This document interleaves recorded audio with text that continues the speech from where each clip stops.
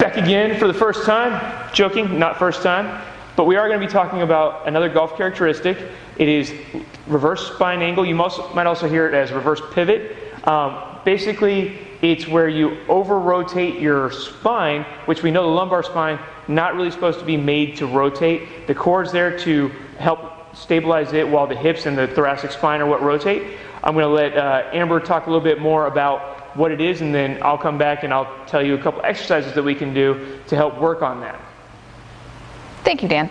So as we talked about before, there's many different reasons why you might get into a reverse spine angle. If you start off in an S posture, reverse spine might be a little bit easier to feel like you're getting that club higher into the position that you think you want it to be in.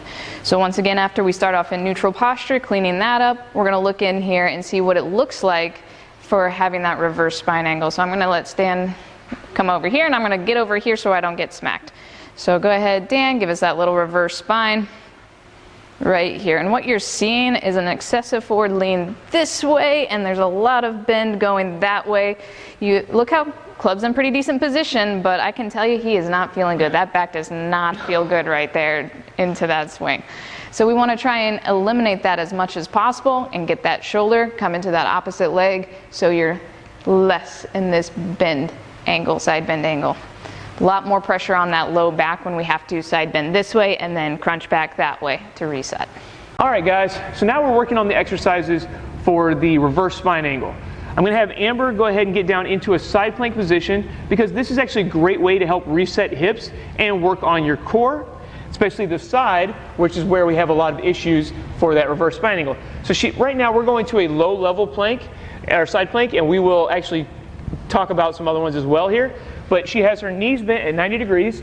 She has her elbow directly underneath her shoulder. She's going to lift her hips up. She's going to squeeze her hips her butt as hard as she can, and she's going to maintain from her knee to her head one straight line. All right? Her core should be nice and tight. If I push down, she ain't going nowhere. She wasn't expecting that, so that was good. So this is one of the options you can do for a side plank. I'm going to have her go ahead and take it up to go ahead and relax a second.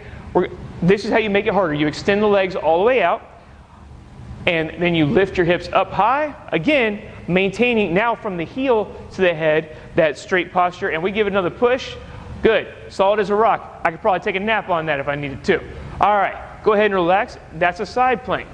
The other thing we want to work on, because a lot of times reverse spine angle is inability for the hips to move, so we want to work on something that'll help get the hips moving. We call this the quadruped hip circles. So she's going to start on her hands and knees. Again, we want the hands directly underneath the shoulders and the hips directly over the knees. And she's going to extend one leg back, keeping the knee bent. She's going to bring it back as far as she can, and then around, back, and through. She's going to go back as far as she can. We're going to make her get a little bit more of this. All the way. There we go. Oh, yeah. And now one thing that a lot of people will have trouble with is what she's doing right now is her right arm is bending. We don't want to do that. We want to make sure that we're getting the motion out of the hip itself. We're not trying to twist the back. All right? Everything needs to move at the hip. Go ahead, and you want to make sure you do both directions, so go ahead and switch directions. Some people will find one direction easier than the others, like she's probably finding that way a little bit easier. So take your time.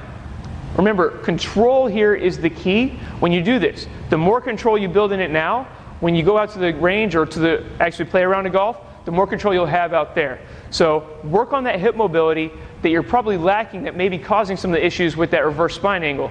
All right? Those are the exercises. Enjoy, and we'll see you for the next golf characteristic. Thanks for coming.